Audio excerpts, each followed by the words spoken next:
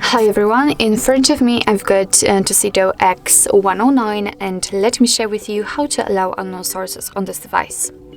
So first of all we have to open the settings and now let's maybe not scroll down, we have to enter apps and notifications. Now let's tap on advanced and at the very bottom we've got special app access. Here we have to find the option install unknown apps.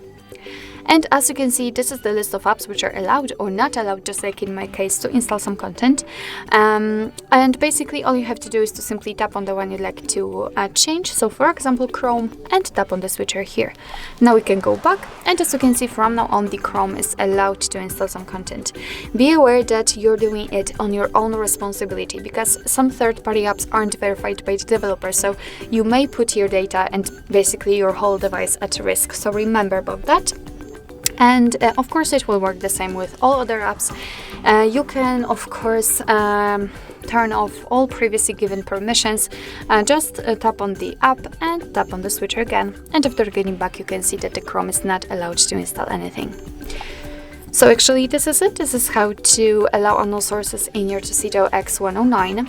Thank you so much for watching. I hope that this video was helpful, and if it was, please hit the subscribe button and leave a thumbs up.